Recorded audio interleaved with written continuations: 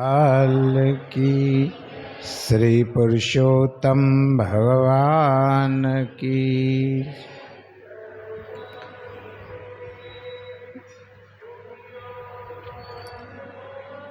श्रीमन्नारायण नारायण नारायण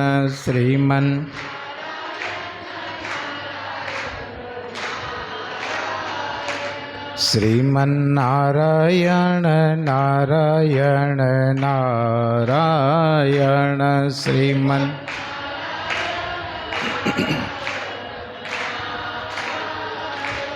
श्रीमन्नारायण नारायण नारायण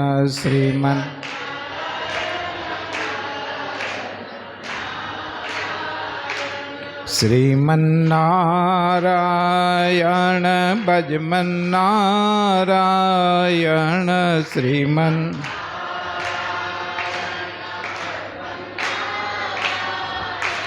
श्रीमन्नारायण भजमन्नारायण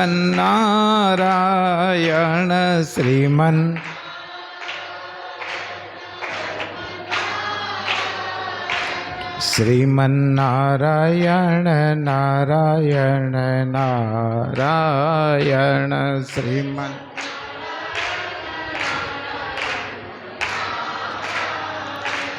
श्रीमन्नारायण नारायण नारायण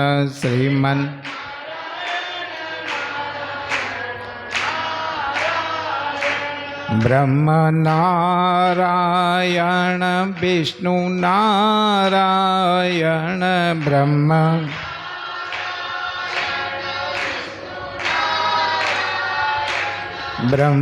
नारायण विष्णु नारायण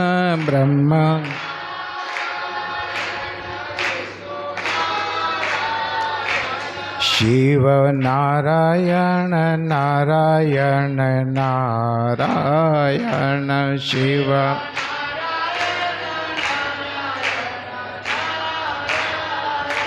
श्रीमन्नारायण नारायण नारायण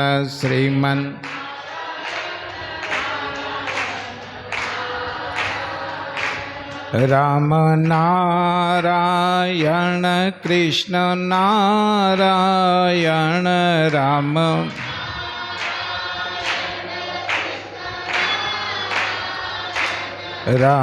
नारायण कृष्ण नारायण राम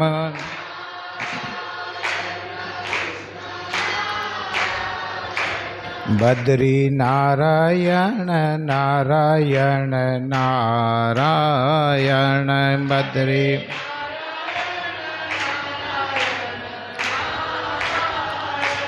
श्रीमन्नारायण नारायण नारायण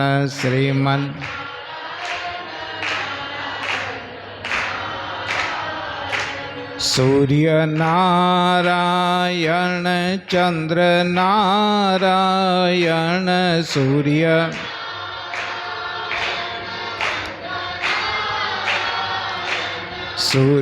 नारायण चंद्र नारायण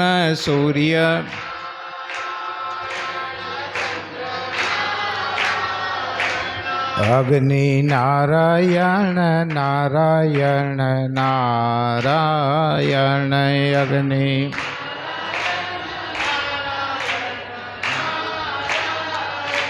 श्रीमन्नारायण नारायण नारायण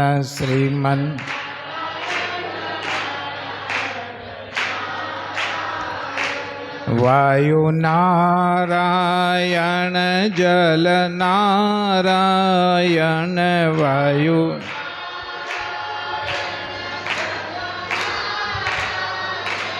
वायु नारायण जल नारायण वायु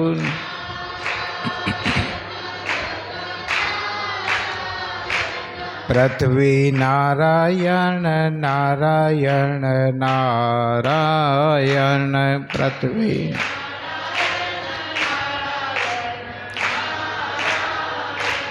श्रीमन्नारायण नारायण नारायण श्रीमन्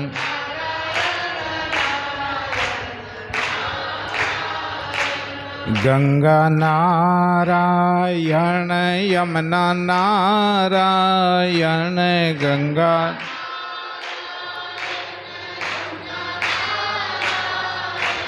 गंगा नारायण यमुना नारायण गंगा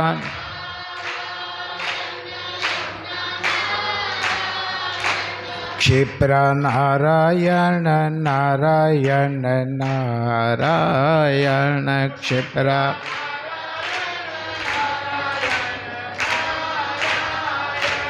तापी नारायण नारायण नारायण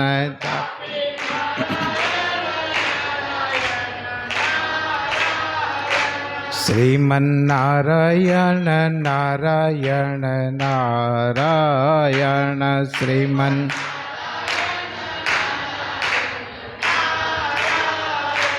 माता नारायण पिता नारायण माता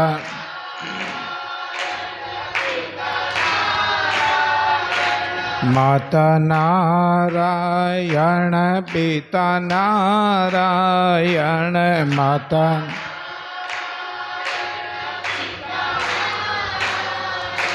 सतगुरु नारायण नारायण नारायण सतगुरु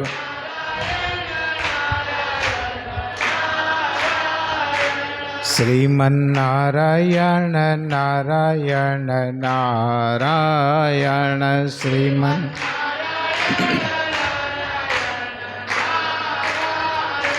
मुझ में नारायण तुझ में नारायण मुझ में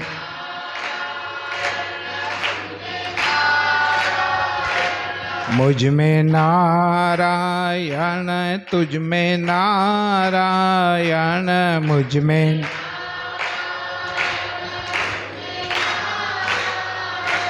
जहाँ देखूँ वहाँ नारायण नारायण जहाँ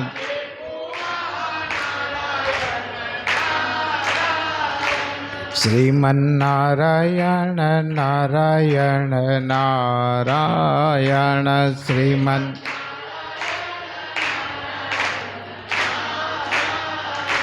श्रीमन्नारायण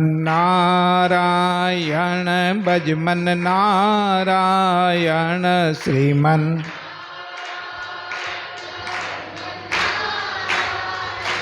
श्रीमन्नारायण भजमन नारायण श्रीमन्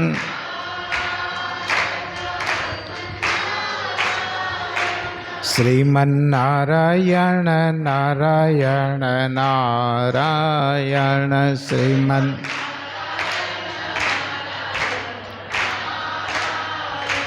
भजमन नारायण नारायण नारायण भजमन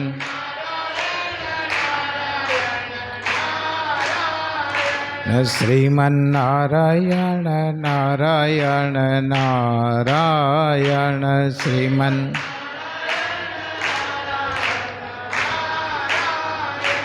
भजमन्नारायण नारायण नारायण भजमन्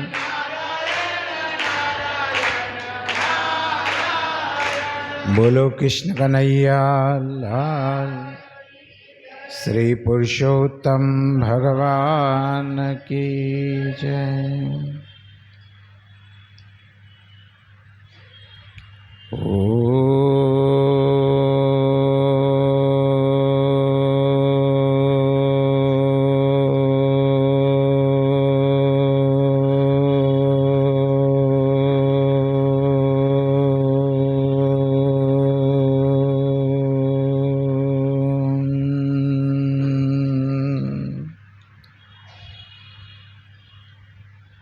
यं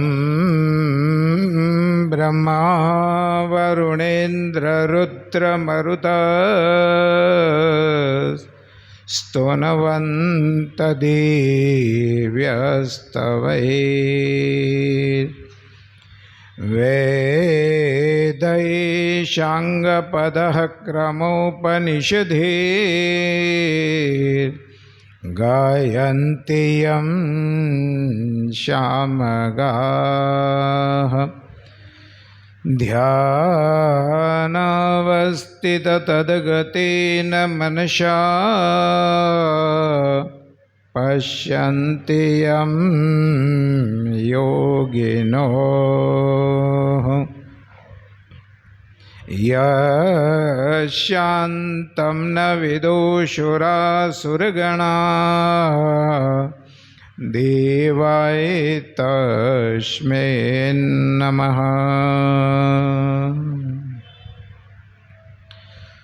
वंशी विभूषितकरान्नवनीरदाभात् पीताम्बरादयरुणबिम्बफलादरुष्टात् पूरणेन्दुसुन्दरमुखादरविन्दनेत्रात् कृष्णात् परं किमपि तत्त्वमहं न जाने। ध्येयं सदा परिभवग्नमभीष्टदोहं तीर्थास्पदं शिवविरञ्चिनुतं शरण्यं भृत्यार्तिहं प्रणतपालभवाब्धिपोतं वन्दे महापुरुषते चरणारविन्दम्। अखिलदुरितपुञ्जं ध्वंसनं देहभाजां भवजलनिधिपोतं पावनं पावनानं परमपुरुषधामं प्रापकं स्वश्रितानां श्रीरामचरणचरणौ शततं नमामि। मङ्गलं भगवान् विष्णु मङ्गलं गरुडध्वज मङ्गलं पुण्डरीकाक्षो मङ्गलायतनो हरिः। गुरुर्ब्रह्मा गुरुर्विष्णु गुरुर्देवो महेश्वरः गुरुर्साक्षात् परब्रह्म तस्मै श्री गुरुवे नमः। सुख का सागर राम है, दुख का भंजनहार। राम चरण तजिए नहीं, भजिए बारंबार। जो सुख चाहे तू सदा, शरण राम की ले। कह नानक मेरे मना, यह दुर्लभ मानुष दे।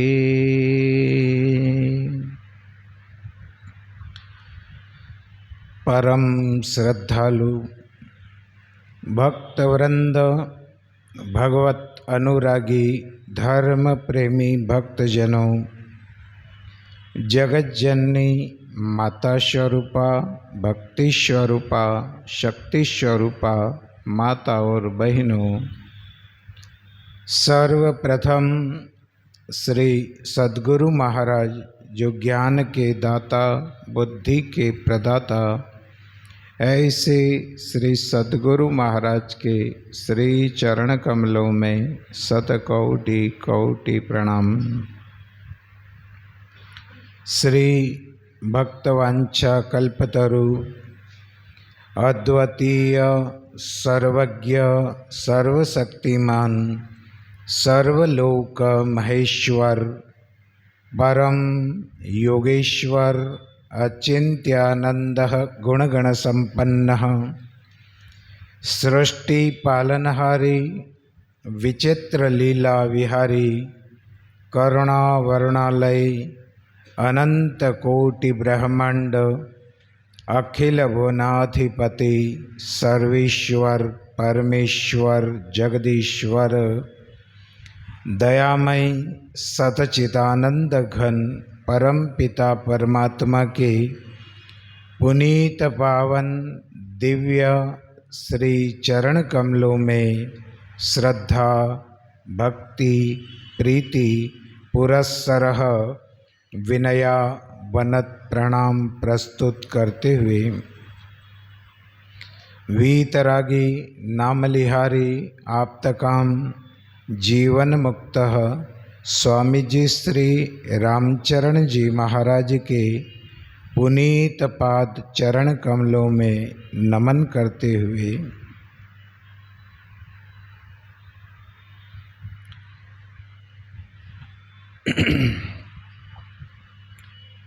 पुण्य पवित्र पुरुषोत्तम मास के संध्याकालीन वेला में भगवान श्री पुरुषोत्तम के पावन चरण कमलों में प्रणाम करते हुए भगवान श्री पुरुषोत्तम की महिमा का पावन प्रसंग निरंतर कई दिनों से हम ये चर्चा भगवान पुरुषोत्तम की कर रहे हैं।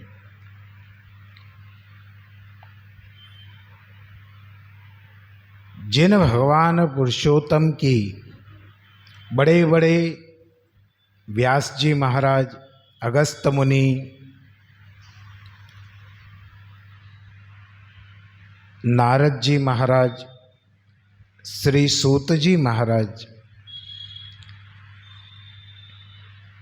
अलग अलग पुराणों में से भगवान श्री पुरुषोत्तम की महिमा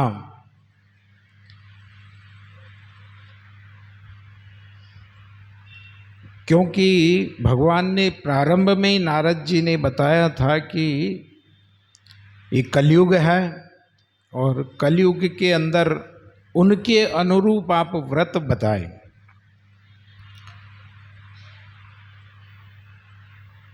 क्योंकि यहाँ पर त्याग तपस्या या व्रत इन सब को करने की क्षमता उसमें शरीर में नहीं है, शक्ति नहीं है। अब दूध केला कल खाने को कहा तो कितने केले खाए, ये भी कोई है कितने खाए? बोले बंदर तो कितने भी खाए, मर्जी आए जितने केले खाओ, पर कितना खाए ये भी तो कुछ ज्ञान होना चाहिए ना।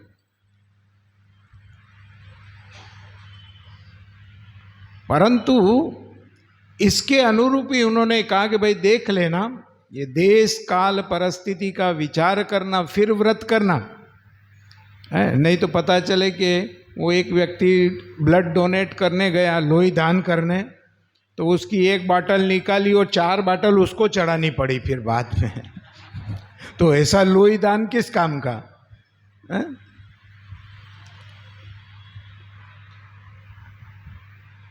तो सबसे अच्छा पुरुषोत्तम मास में अंत में बहुत सारी चीज़ें इतनी अच्छी अच्छी बताई है, आप लोगों ने तो सब सुन रखी है ना। अच्छा, एक जना भी हाथ खड़ा कर दो कि अंतिम में क्या लिखा हुआ है, तो मैं मान लूँगा कि तुम लोग पुरुषोत्तम करते हो, तुम लोग पुरुषोत्तम को मानते हो। एक भी आदमी हाथ खड़ा करके ये बताओ कि भाई अंत में पुरुषोत्तम में क्या लिखा हुआ है। और तुम लोगों ने हर बार सुना है, इतने इतने साल, कम से कम 10-10 बार तो सुन लिया होगा ना पुरुषोत्तम।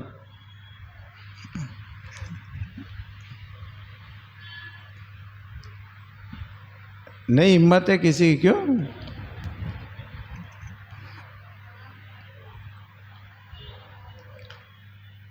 अब देखो, मेरे हिसाब से आपने पहली बार ही सुना होगा, सच बोलना। घर पे तुमने पढ़ा है, किताबें पढ़ते हैं, वो एक अलग पुस्तक आती है और उसमें आपने पढ़ लिया। और ये बृहद नारदीय पुराण के अंतर्गत, नारद पुराण में भी इसका विवेचन है पुरुषोत्तम मास का। ये बड़े बड़े पुराणों के अंतर्गत, ये तो एक साधारण से कि हम घर में पढ़ लें और उसकी एक वो व्याख्या दे करके, बाकी इसका जो ओरिजिनल जो है वो नारद पुराण के अंतर्गत है, बृहद नारदीय पुराण लिखा हुआ है, उसके अंतर्गत ये पावन पुरुषोत्तम मास की कथा है। और इस पुरुषोत्तम मास के अंतर्गत हम अंत में जहाँ क्या कर सकते हैं पुरुषोत्तम के लिए, भगवान के लिए, हम परमात्मा के लिए, और भगवान की कृपा हमारे ऊपर कैसे होती है, परमात्मा की कृपा किस प्रकार से होती है, बहुत सारी चीज़ें हैं, बहुत सारी इसमें पुरुषोत्तम में महत्व भगवान का बताया है।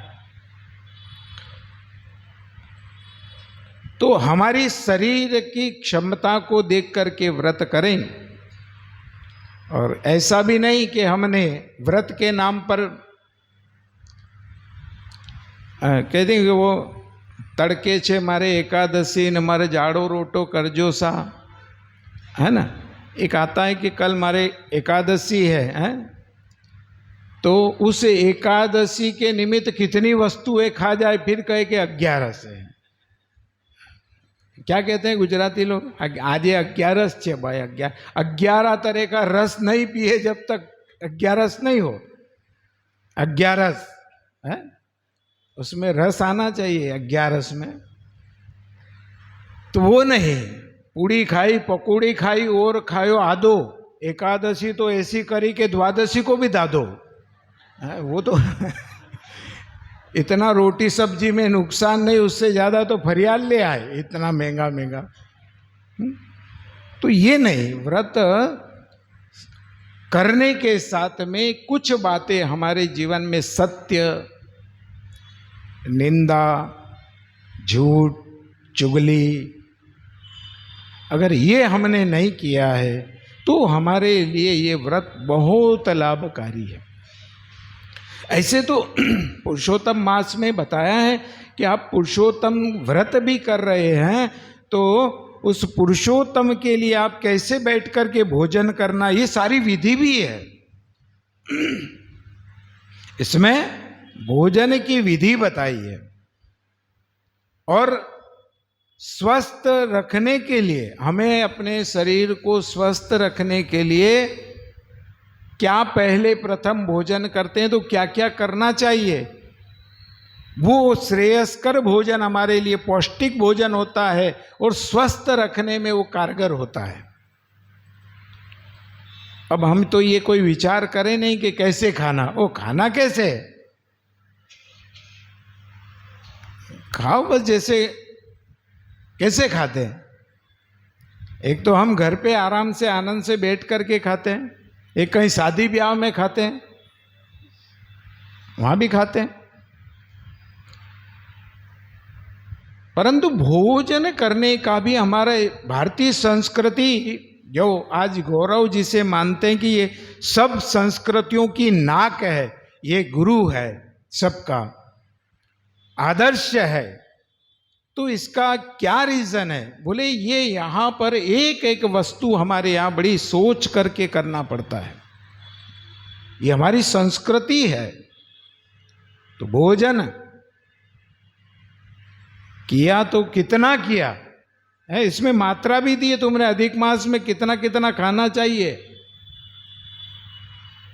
अब बोलो फले कि नहीं फले, अधिक मास तुम्हारा तुम जानो, पर इसमें मात्रा बताई किस किस के लिए, संतों के लिए अलग, भगत के लिए अलग, ब्रह्मचारी के लिए अलग, वानप्रस्थी के लिए अलग, सबको अलग अलग कितना कितना खाना चाहिए, बस इतना ही खाना, उससे अधिक नहीं खाना।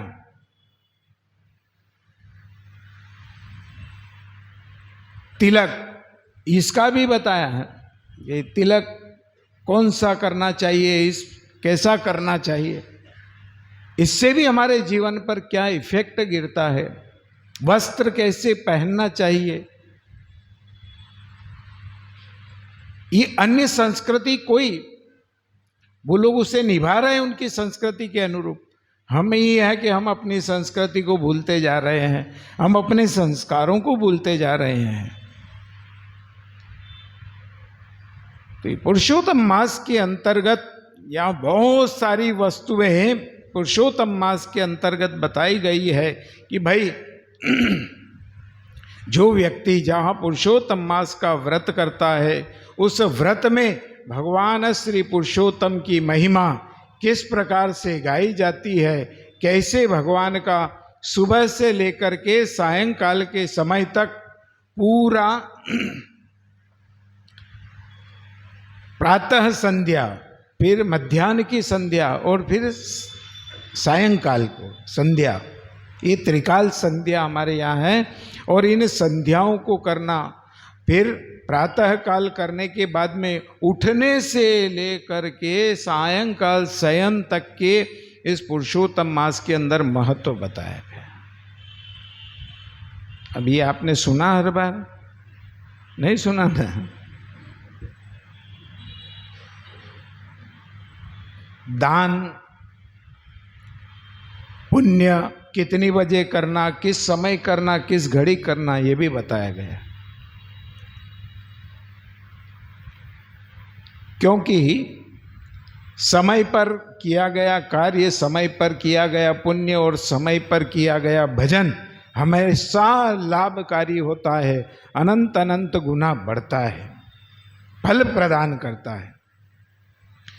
तो यहाँ बहुत सारी मनुष्य जीवन के अंतर्गत जिस प्रकार से जो मानव ये भगवान श्री पुरुषोत्तम की महिमा का बखान करता है, श्रवण करता है, दान करता है, शुद्ध मन से जहाँ भगवान का स्मरण करता है, मन भी शुद्ध होना चाहिए, विचार भी हमारे पवित्र होना चाहिए, और तब बैठ करके वह भगवान का स्मरण करे, चिंतन करे।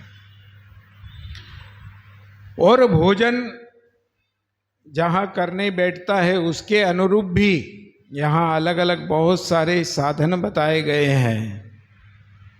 देखो, अब इसमें भोजन का आरोग्यता अगर आपको चाहिए, आरोग्यता ये स्पष्ट लिखा है कि अगर आपको इन पदार्थों से हम भोजन करते हैं तो भोजन में क्या करना चाहिए? प्रथम द्रव्य पदार्थ का सेवन करना चाहिए।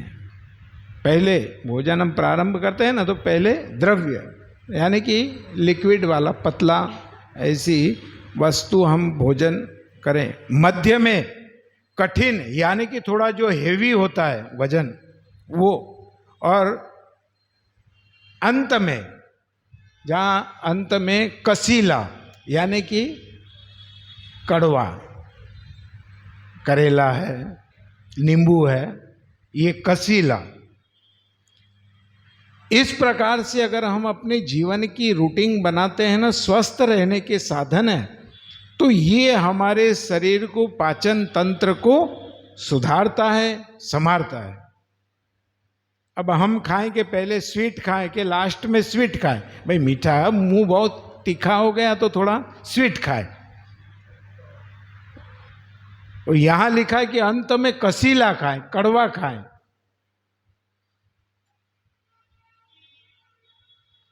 और मुनि को, ऋषि लोग होते हैं, उनको कितना भोजन करना? बोले कि मुनि को 8 ग्राम भोजन करना है। 8 ग्राम भोजन मुनि के लिए, ऋषियों के लिए। और जो 8 ग्राम भोजन को करने से उनकी तमाम कामनाएं पूर्ण होती है। ये सीमित है भोजन करना, यानी कि आयुर्वेद भी कहता है कि आप भोजन करें तो भोजन में अगर आपकी इच्छा 4 रोटी की है तो आप 2 ही रोटी खाएं और बाकी एक हिस्सा वायु के लिए रखें और एक हिस्सा जल के लिए रखें। अब आदमी क्या करता है, ठूस ठूस के भरता है। हाँ, वहां जाए तो जरा लेवनी जराक जराक जराक जराक, उस स्वाद के लिए वो अपने जीवन से खिलवाड़ कर रहा है, हानि करने वाला, हमारे शरीर को नुकसान पहुंचाने वाला। खाना इतना मत खाओ कि जितना तुम खा सकते हो। खाना इतना मत खाओ कि जितना तुम खा सकते हो, इतना ही खाओ कि जितना तुम पचा सकते हो।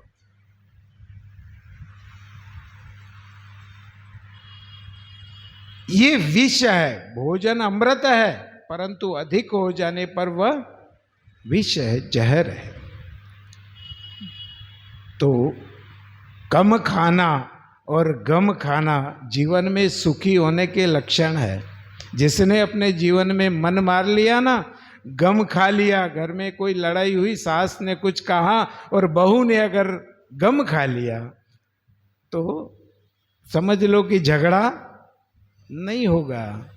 पिता ने पुत्र से कुछ कहा और पुत्र ने गम खा लिया, सुन लिया, तो समझ लो कि झगड़ा।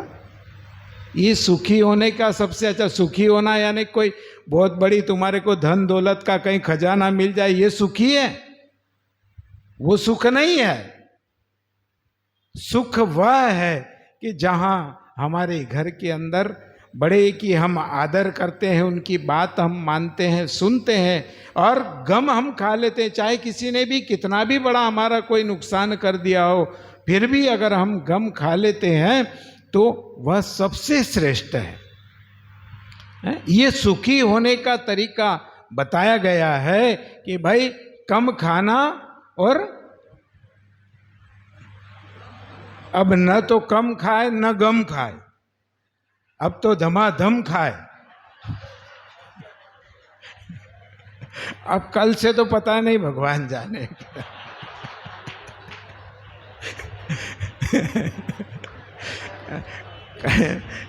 कई लोग तो बेचारे बहुत परेशान है। बोले महाराज आपको क्या पता खत्री समाज कितना बड़ा दिल रखता है। 1 महीना, अरे बाप रे बाप, बस अटैक ही नहीं आया। मेरे को भाई तुम अटैक इस महीने में आ भी नहीं सकता है। इस महीने में तुम्हारा कुछ बिगड़ने वाला नहीं। अगर तुमने भगवान के प्रति, परमात्मा के प्रति जिस प्रकार से भाव ये तुमने रख करके ये पवित्र पुरुषोत्तम मास को तुमने किया है, तो अभी तुम्हारी बुद्धि भी अच्छी है, पवित्र है, मन भी तुम्हारा पवित्र है, शुद्ध, अभी पूरे शुद्ध हो गए तुम, है ना। तो भगवान करे, हम तो यही भगवान से प्रार्थना कर सकते हैं, भगवान, और कि इनकी बुद्धि ऐसी बनी रहे। हाँ, भगवान करे इन सबको ऐसी बुद्धि हो कि ये ऐसे ही बने रहे, तो बड़ी खुशी की बात है। हाँ, और गुजरात में भी देखो, अभी कुछ दिन पहले सर्वे आया तो 66% वेज वाले इस गुजरात प्रदेश में पाए गए, 77% राजस्थान में पाए गए, परंतु 66% गुजरात में भी पाए गए। तो अब धीरे धीरे ऐसे कई लोगों ने तो इससे मुक्त हो गए हैं, जिससे कुछ लाभ नहीं, कोई फायदा नहीं है, कोई लाभ नहीं है, परंतु केवल एक हमारे जीभ का स्वाद है, बाकी कुछ नहीं है। और वही स्वाद, वही टेस्ट केवल मसालों का है, बाकी किसी का नहीं है। तो ये भगवान की कृपा हो, आप लोगों की अच्छी पवित्र बुद्धि हो जाए और सदविचार, अच्छे से आपके विचार हो, पवित्र विचार हो, यही कामना हम करते हैं। और आप लोग सुखी रहे, आनंद में रहे, बाकी आपकी मर्जी है। ये घोड़ा और ये मैदान, मर्जी है जितना घोड़ा दौड़ाओ तुम्हारा, परंतु जीवन के अंतर्गत ये सब होने के बाद भी सात्विकता होती है। मैं तो देखो किसी भी चीज के खिलाफ आज तक गया ही नहीं हूं। कोई दुर्व्यसन के लिए मैंने कभी आपको बोला कि मत करो, बोला बीड़ी मत पियो, तम्बाकू मत खाओ, ये मत करो, ये मत खाओ, वो मत खाओ, बोला क्या? नहीं बोला ना। मैं तो आप तो मैं वो एक महात्मा जी थे ना, तो एक लड़का, एक बहुत बड़े सेठ थे, करोड़पति सेठ थे, परंतु उनका लड़का कुछ संगति के कारण से बहुत बुरा हो गया।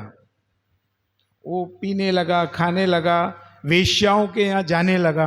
बहुत सेठ धर्मात्मा, अच्छे विचार वाले, अच्छे चिंतन वाले, पुण्यात्मा, दान धर्म करने वाले, और उनकी संतान ऐसी हो गई तो सेठ बड़ा चिंतित रहता है कि यार मेरे बाद में क्या होगा मेरे घर का, ये लोग ऐसी।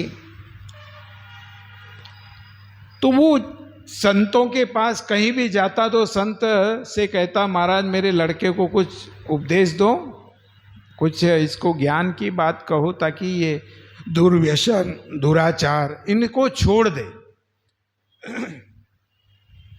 तो कई संत जब जब भी सेठ के घर संत आते उसको बुलाते, और वो आता हाथ जोड़ करके, तो संत उसको कहते हैं भाई इनमें क्या रखा है, इन चीज़ों को छोड़ दे। वो कहता है महाराज आप यहाँ भोजन करने आए हो, भेंट पूजा लो और मौज करो, घर जाओ। आपको भेंट पूजा मेरे बाप से काम है, मेरा बाप आपको भेंट पूजा देता, पर मेरे को उपदेश देने की कोई जरूरत नहीं है। ठीक है, कई संतों ने उसको समझाने का प्रयास किया परंतु नहीं सुधरा। एक दिन एक संत चातुर्मास के लिए आए हुए थे, तो सेठ तो बेचारे की आदत है ना, कोई भी आए तो कि महाराज कृपा हो मेरा पुत्र सुधर जाए, मेरा लड़का सुधर जाए। तो संत ने पूछा भाई ठीक है हम आएंगे तेरे घर, तेरा लड़का कितनी बजे घर पर मिलेगा? तो बोले वो सुबह 10 बजे उठता है और 10 के बाद में फिर घर पर ही रहता है। तो ठीक है, संत आए और लड़का तैयार होकर के वो 10:30 पौने 11 पर जैसे ही घर से बाहर निकलने वाला था लड़का, और इतने में संत आ गए। और संत आए, संत को बिठाया सेठ ने, लड़के से कहा कि संत आए प्रणाम करो। संत आया, संत को प्रणाम किया। फिर संत ने कहा भाई बैठो। बोले महाराज देखो आप मेरे को कहोगे शराब नहीं पीना, जुआ नहीं खेलना, दुर्व्यसन नहीं करना, ये नहीं करना, वो नहीं करना, ये सारी बात बताओगे। अरे बोले भाई मैंने तो कुछ बोला ही नहीं, तू बैठ, नहीं शांति से बैठ तो सही, मेरी बात सुन। तो संत ने कहा ठीक है, बैठ गया। बोले जरा मैं थोड़ा उल्टे टाइप का आदमी हूँ, तू बैठ आराम से। भाई तू कितनी बोतल पी सकता है? बोले रोज एक पीता हूँ। अरे एक की जगह 2 पीना मेरी तरफ से, एक की जगह। सिगरेट कितने पैकेट पीट जाता है? बोले कम से कम 2 पैकेट हो जाता। अरे 2 नहीं 4 पी, हमारी तरफ से तेरे को फुल परमिशन 4 पैकेट पीने का। लड़के ने देखा यार महाराज सब मना करते हैं, कहते हैं नहीं ये खाना नहीं, ये पीना नहीं, ये नहीं करना, और ये महाराज कह रहे हैं कि एक की जगह 2 बोतल पियो, ये तो बहुत अच्छी बात है, हैं? तो लड़का बैठ गया। बोले तेरे अंदर और क्या क्या बुराई है? उसने कहा देखो महाराज मैं वेश्याओं के यहाँ नृत्य देखने भी जाता हूँ, कोठे पे जाता हूँ। तो बोले ठीक है जाया कर, कोई मना नहीं है, वो भी तेरे लिए छूट है। वाह। बोले और बोले मैं कभी कभी जुआ भी खेल लेता हूं। बोले ठीक है उसके लिए भी तेरे को छूट है। वाह, ये महाराज अच्छे आए। बस संत ने कहा कि तू एक बात मेरे को, एक वचन दे दे कि मैं कभी झूठ नहीं बोलूंगा। क्या नहीं बोलूंगा? झूठ नहीं बोलूंगा, बाकी सब तेरे को ठीक है। वाह साहब, संत चले गए। सेठ ने महाराज से कहा, महाराज तुम्हारा दिमाग खराब है, हमने तो हमारे लड़के को सुधारने के लिए बुलाया है कि महाराज कुछ आशीर्वाद देंगे, इसको कोई अच्छा सा ज्ञान सुनाएंगे। वो महाराज तो कहे कि एक बोतल की जगह 2 बोतल पीना है। पहले तो ये सही साठ घर पे भी आ जाता था, अब तो घर भी नहीं आएगा। इसके हिसाब से तो कहीं नालियों में पड़ा नजर आएगा।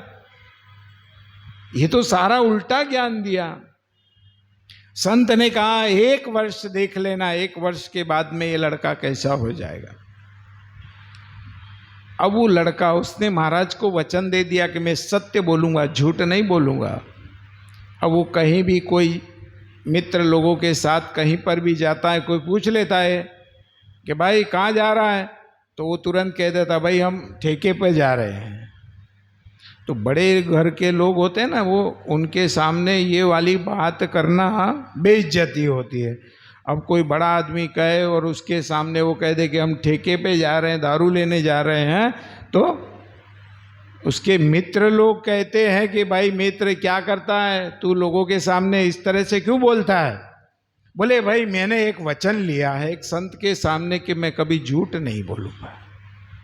तो बोले तू बहुत हरिश्चंद्र बनता है, तो भाई तेरा हमारा साथ नहीं चलेगा, तू बहुत ईमानदार है, किसी दिन मरवाएगा हम सबको। तो जब ये सत्य को उसने धारण किया तो ये मित्र सारे धीरे धीरे उससे दूर होने लगे। ये सबके सामने बोल देता है, बड़ा ईमानदार बनता है, बड़ा हरिश्चंद्र बन रहा है। वो धीरे धीरे धीरे सभी मित्रों का साथ छूट गया। अब साथ छूट गया तो उदास हो गया। ऐसे समय पर पिता ने उसका साथ दिया और कहा कि बेटा देखो ये ऐसे व्यापार करना सीखो, धंधा करना सीखो।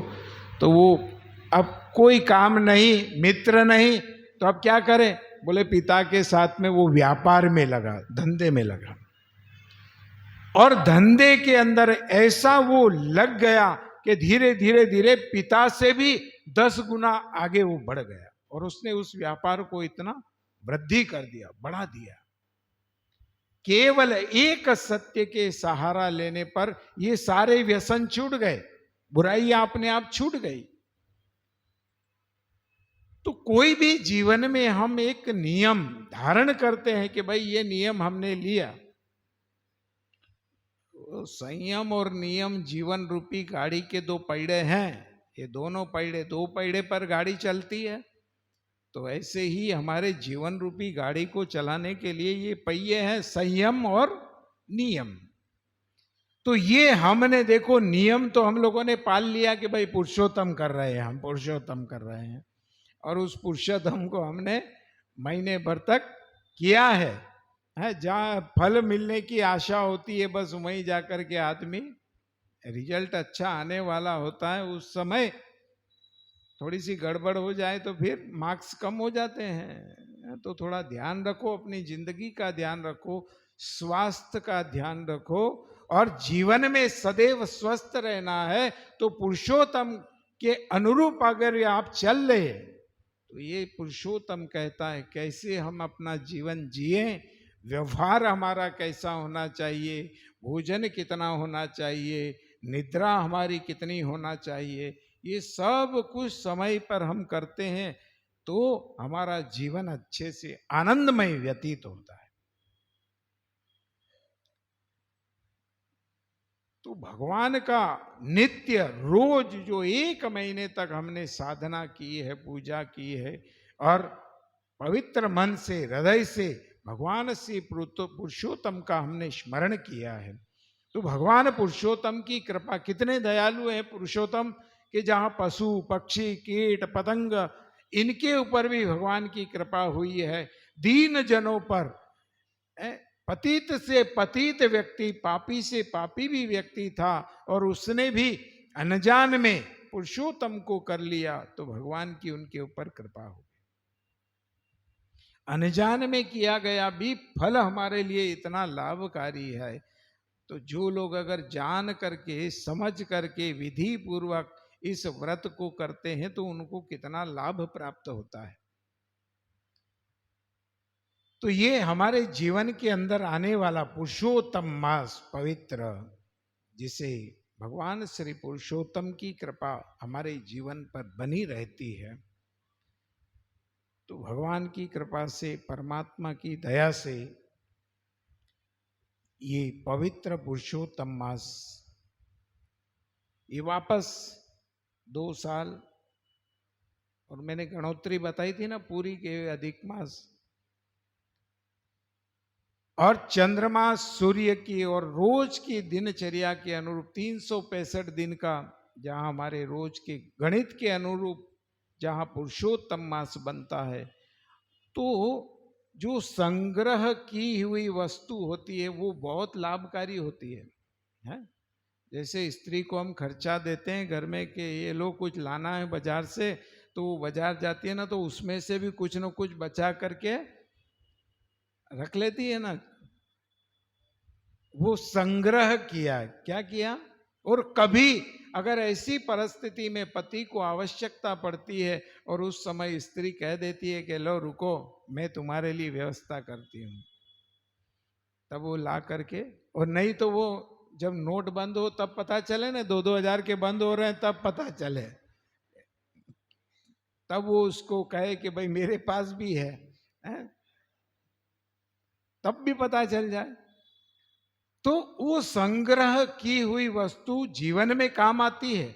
हमने ये अधिक मास जो आता है, ये एक एक वर्ष के अंदर से कुछ कुछ महीनों को बचा करके किया गया अधिक मास, पुरुषोत्तम मास, ये हमारे लिए बहुत बहुत गुणकारी, लाभकारी, स्वास्थ्य में हमें सदैव स्वस्थ रखने वाला ऐसा ये पवित्र पुरुषोत्तम मास है। और जिसने इसकी विधि को समझ करके इस विधि के अनुरूप अगर उसने व्रत किया है, तो उसके जीवन में बहुत बहुत भगवान पुरुषोत्तम की पावन कृपा उनके ऊपर होगी। और सबसे अच्छा है कि अगर आपका मन निर्मल है, निर्मल आपका मन है, तो फिर उसमें तो विधि की भी जरूरत नहीं होती है। आपका मन निर्मल होना चाहिए, पवित्र हृदय आपका है, निश्चल है, आपके शरीर में, आपके मन में कोई कपट नहीं है, और आपने अगर प्रेम से भगवान का स्मरण किया, भगवान का चिंतन किया, तो वो भी हमारे लिए अनंत अनंत गुना लाभकारी है। तो ये भगवान श्री पुरुषोत्तम बड़े बड़े सूजी महाराज सौनकादिक ऋषियों को, और अनंत जहां दृढ़ धनवा राजा को, ऐसे बड़े बड़े चरित्र जिसके अंदर जिन भक्तों ने इस पवित्र पुरुषोत्तम मास को किया, और इसी कृपा से उनके जीवन के अंदर कितना परिवर्तन हुआ, बदलाव हुआ, ऐसा ये पवित्र पुरुषोत्तम मास। तो आज अंतिम हमारा सत्संग का विराम का दिन है कि ये पुरुषोत्तम मास आप लोगों ने सभी ने किया। धन्यवाद आप सबको। देखो मैं कोई इतना ज़्यादा पढ़ा लिखा भी नहीं हूँ, है ना, और इतना विद्वान भी नहीं हूँ कि मैंने को बहुत सारी मैं व्याकरण पढ़ा है कि ऐसा कुछ नहीं, बहुत सिंपल आदमी हूँ। और कुछ कभी मजाक में आप लोगों को कुछ बोल भी दिया, मेरी आदत भी है थोड़ी मजाक करने का, क्योंकि मेरे को अच्छा लगता है, दिल खुश रहे, अपना भी खुश रहे, सामने वाले का भी। हाँ, और जीवन में यही रहेगा, आप अगर मुस्कुराते रहे ना, प्रसन्न रहे, खुश रहे, तो भगवान की भी कृपा होती कि ये बहुत अच्छा आदमी है यार, प्रसन्न रहता है कितना हर परिस्थिति में। ऐसा नहीं कि घर पर दुख है उस दुख से दुखी नहीं, ठीक है, दुख आया है तो सुख भी आएगा, और भगवान के समक्ष, परमात्मा के समक्ष हम आनंद में रहेंगे ना। भगवान को फूल कौन सा चढ़ता है, कैसा फूल चढ़ता है, चढ़ाते हो भगवान को फूल ना, कैसा अच्छा सुगंधित हो, खिला हुआ हो, मुस्कुराता हुआ दिखे, वो हम क्या ऐसे लूला लूला हो, कल का बासी हो, 4 दिन का ऐसा। तो हम भी तो भगवान के पुष्प हैं, और पुष्प अगर अच्छा सा खिला हुआ होगा है, और वो भगवान के समक्ष जाता है, तो भगवान भी खुश होते हैं कि मेरा भगत कितना खुश है, कितना आनंदित है, कितना प्रसन्न है। ने पता चले कि भगवान के सामने भगवान बहु मंदिर है, एम है, आय में रोया कर, तो वो भगवान भी कहे कि तू तेरी जैसी शकल है ना, तो ऐसा ही तेरे हो जाए, जा रोता ही रहना जिंदगी में, खुश रहना जरा, प्रसन्न। ठीक है, चलता है, धूप आती है तो छाया भी आएगी, सुख आया है तो दुख भी आएगा। इतना तो दुख हमारे जीवन में नहीं है कि भगवान श्री राम को वनवास की यात्रा हो गई, ऐसी तुम्हारे को कहीं यात्रा वनवास की हो गई हो कि तुम्हारे को कोई बहुत कष्ट हो रहा हो। हम घर में बैठे हैं, आनंद में है, प्रसन्न है, मुस्कुराते रहो, जीवन में मुस्कुराते रहो, गुनगुनाते रहो। तुम्हारे चेहरे का भाव बताएगा कि परमात्मा की कृपा तुम्हारे ऊपर कितनी है। हम भगवान के समक्ष, परमात्मा के समक्ष जाएं तो आनंद में जाएं, प्रसन्नता के। तो कभी कभी मेरी भी आदत है कि मैं थोड़ा कभी मजाक में बोल भी देता हूं, तो कभी आप लोगों को बुरा लगा हो तो, लगा है बुरा कोई बात का, और लग भी गया हो तो तुम मेरा कुछ कर तो सकते ही नहीं हो। क्या करोगे? बुरा लगा हो तो मेरे से ज्यादा बात नहीं करोगे, और क्या करोगे? इससे ज्यादा कुछ करो। पर मैं तो एक बात कर रहा हूं, आपको बुरा लगा हो ना, तो कल एक काम करना, कल एक रोटी ज्यादा खाना, भले मेरी तरफ से, कि भाई महाराज ने हमको ऐसा कहा तो बहुत बुरा लगा, तो बुरा लगा तो भाई एक रोटी ज्यादा खाना, है ना। तो बुराई की बात नहीं है, आप और हम सब परिवार वाले हैं। क्या है हम सब? हम राम स्नेही परिवार हैं, हम सब एक है। तो हमारा भी कर्तव्य है आपको अच्छी प्रेरणा देना, आपको कहना हमारा कर्तव्य है, और आपका सुनने का और उसको मानना भी आपका। बोलो तो सही, मानना के नहीं मानना? ईमानदारी से। तो मानो, आप परिवार के हैं तो हमारा भी सजेशन होता है कि भाई आपको क्या करना क्या नहीं करना। राम जी महाराज आपको सदा खुश रखे, और आप ऐसे स्थान पर बैठे हैं जहाँ फकीरदास जी महाराज जैसे हैं, यहाँ पर आप हैं तो फिर फकीरदास जी महाराज के सुप्रत कर दो। जैसे अपने ने गाड़ी लिया तो गाड़ी ड्राइवर के सुप्रत कर देते हैं ना कि भाई, तो अब मजे से पीछे की सीट पे आराम से सो सकते हो, नींद निकाल सकते हो। क्यों? क्योंकि ड्राइवर गाड़ी चला रहा है। और अगर हम ड्राइव करें तो फिर सोए, नींद आए, और नींद आए तो फिर सब गड़बड़ हो जाए। तो अब ड्राइवर के भरोसे गाड़ी चलाना, तो अपने ड्राइवर किसको बनाना? बोले फकीरदास जी महाराज अपने ड्राइवर हैं, ये सब जो भी करने वाले ये हैं। तो आप लोग नित्य इनके श्री चरणों में हाजिरी दें, आए। और चलो कई लोग ऐसा बोलते हैं हम दूर चले गए, ऐसा है, परंतु फिर भी अच्छी काफी, आप गुरुवार को आते हैं, कोई पड़वा को आते हैं, प्रयास करें, या नहीं तो इधर उधर कहीं अड़ोस पड़ोस में आए तो भी आने का प्रयास करें। ये आप गुरुद्वारा है हमारा, और इनकी ही कृपा है।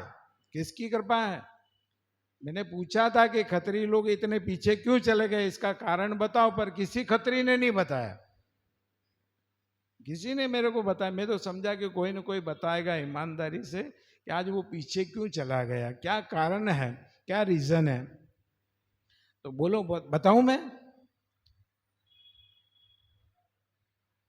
देखो, पहली बात, एक कटु सत्य है, आप मानेंगे या नहीं मान, मैंने भी शोध किया, रिसर्च किया कि इस खत्री समाज को कोई नहीं अपना रहा था, कोई भी साधु इनसे किसी ने नहीं अपनाया। इस खत्री समाज को अपनाने वाले फकीरदास जी हैं।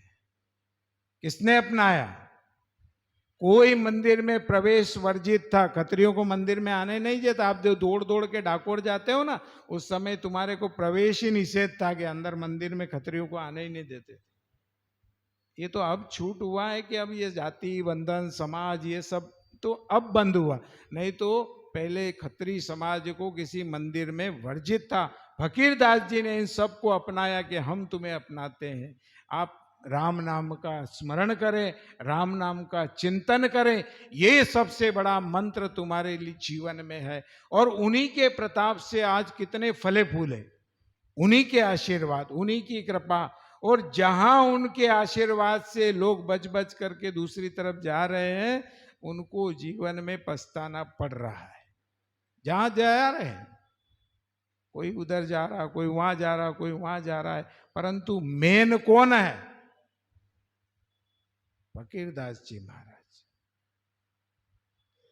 ये खत्री समाज को अगर कोई अपनाने वाला है, खत्री समाज के कोई गुरु हैं, तो वो फकीरदास जी महाराज। इनकी कृपा, इनके आशीर्वाद, बाकी सब बाद में, बाकी सब पीछे।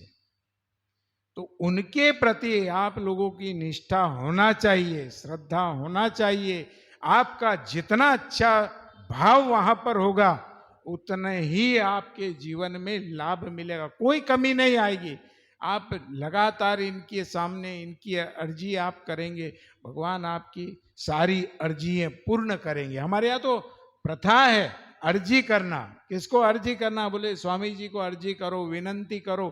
तो स्वामी जी को अपने विनंती कर दी तो हमारी विनती वहां तक ये पहुंचाएंगे, हमारी अर्जी कौन पहुंचाएगा? बोले ये पहुंचाएंगे। तो इनके चरणों में आप लोग निष्ठा रखो, श्रद्धा रखो, और समय समय पर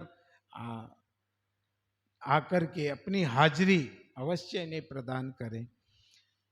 तो देखो समय हो रहा है और आज अंतिम समय है, और अंतिम दिन के कल से तो वापस अपना तो सुबह भी सत्संग होता है, और फिर आगे शिव पुराण का भी आयोजन का बोर्ड लगा है, शिव पुराण की भी पावन कथा होगी, उसमें भी हम चर्चा करेंगे। तो और विशेष करके कि आज हमारे मध्य में भी क्षत्रिय समाज के पंच ट्रस्टियों के ट्रस्टीगण हमारे समक्ष बीच में खत्री समाज भरत भाई वाणा वाला, जो समाज के अंदर बहुत अच्छे अच्छे कार्य समाज के लिए, देखो समाज को आगे बढ़ाने का काम बहुत कम लोग करते हैं, बाकी तो समाज को समाज के लोग गिराना चाहते हैं, उठाना नहीं चाहते हैं।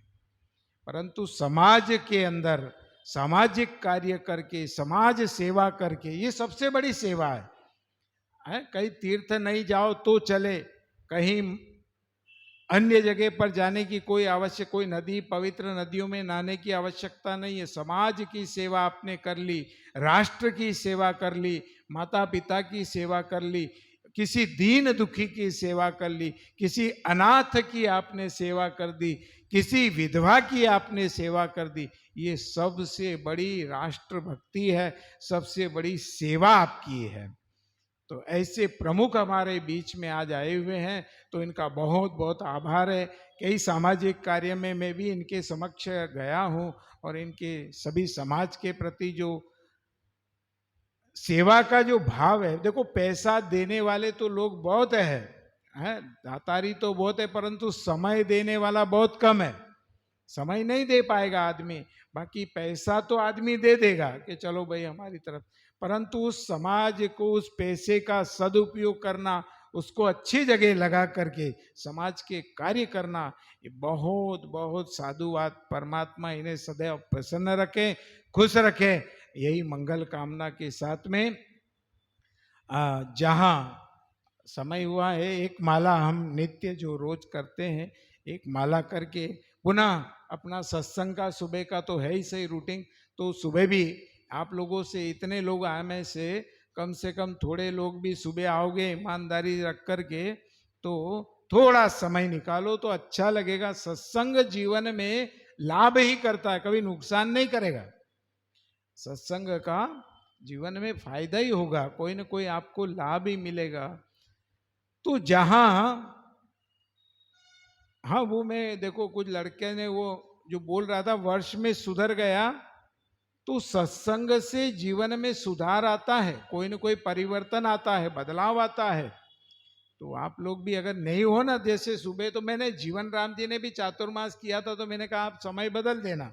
अगर लोगों को लगे कि भाई शाम के समय सत्संग रहे, लोग आ सके, तो शाम को करो, दिन में हो तो दोपहर में करो, मर्जी आए। थोड़ा सबसे चर्चा कर लो कि भाई हम 4 बजे आ सकते हैं, कि 5 बजे आ सकते हैं, कि 3 बजे आ सकते हैं, तो पर समय में समय दे करके सत्संग का, और तो उसमें कुछ सत्संग में समक्ष सामने कोई हो, है माल बना और 10 व्यापारी लेने के लिए आए तो मजा है न, वो माल लेकर बैठा रहे, न एक व्यापारी आए न एक बंडल ले जाए तो फिर बैठे रहो, फिर क्या। तो ऐसा ही हमारा भी काम है, हमारे भी बहुत मंदी चल रही है अभी बहुत हमारी भी बहुत मंदी है ना। तो मंदी हमारे ऊपर भी है, तुम्हारे ऊपर है तो हमारे ऊपर भी है, हमारी भी मंदी चल रही है। तो हमारे बीच में भरत भाई आए हुए हैं, तो पहले हम इनका थोड़ा सा सम्मान करते थे। हमारे यहाँ रामद्वारे के भी ट्रस्टीगण आए हुए हैं, भाई से दलपत भाई आए हैं, तो दलपत भाई आइए, और हमारे बीच में भरत भाई आए हुए हैं, तो इनका सम्मान कीजिए। और कोई नहीं आया, दलपत जी आए। ये समाज के प्रमुख लोग आते हैं, अच्छा लगता है, ये समाज की एक बागडोर है और उस बागडोर को ये लोग चलाते हैं। सामाजिक कार्य वो था ना, देवेंद्र देवेंद्र भाई, देखो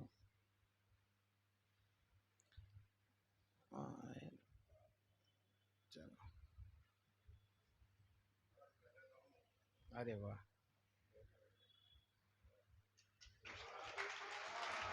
जय हो।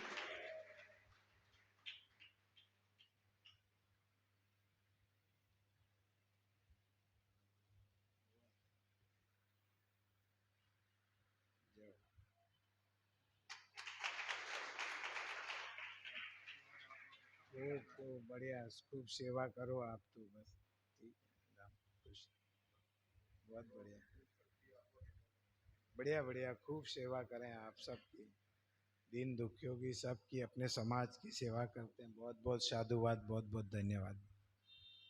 बोलो राम जी महाराज।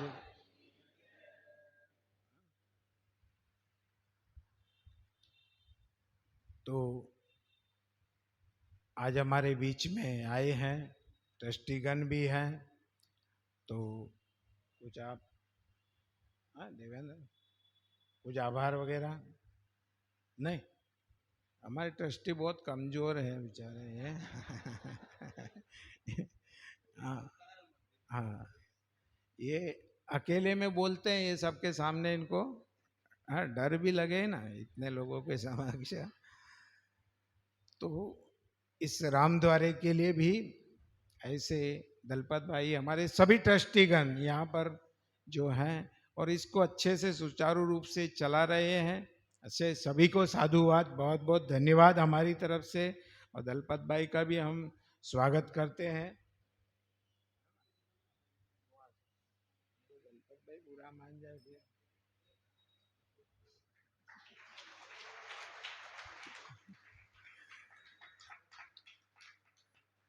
और नए नए आयोजन रामद्वारे में भी करते रहे आप, हमारी यही रहती है कि भाई रामद्वारे के अंदर भी कोई अच्छे अच्छे कार्य आप लोग करो, जिससे क्या लोग जुड़ते हैं, और अधिक से अधिक लोग जुड़ेंगे, हमारे यहाँ पर आएंगे, तो हमारा रामद्वारे का भी नाम होगा और ट्रस्टियों का भी नाम होगा। मेहनत होगी आपकी, आप पुरुषार्थ करेंगे तो अच्छे अच्छे आयोजन करें, और सभी को राम जी महाराज प्रसन्न रखें, आनंद में रखें, खुश रखें।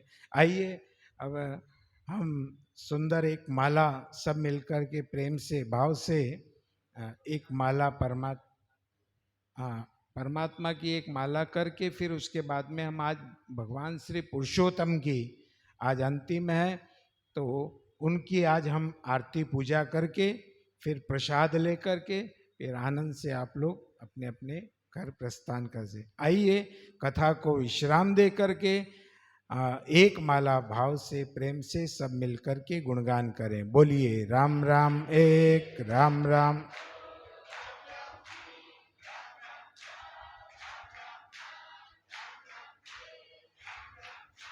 राम राम 8, राम राम 9, राम राम 10, राम राम 14, राम राम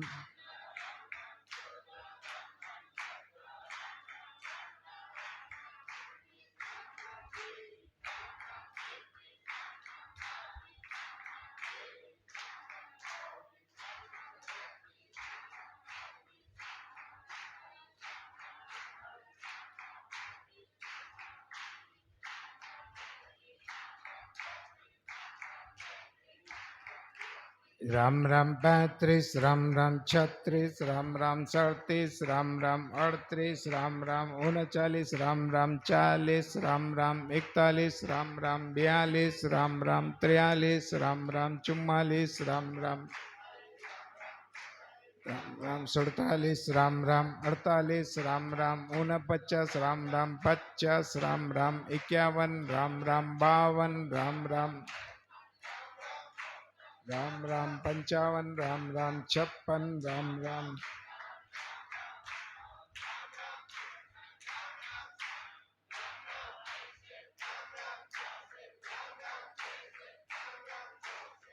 राम 56, राम राम 62, राम राम 66, राम राम 67,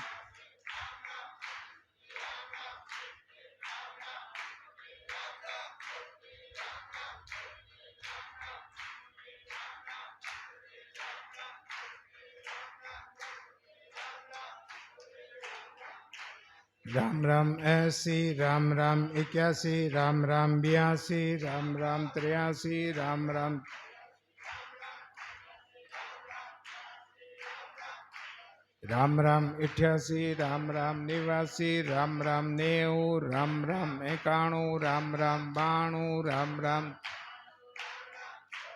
95, राम राम 96, राम राम 97, राम राम 98, राम राम 99,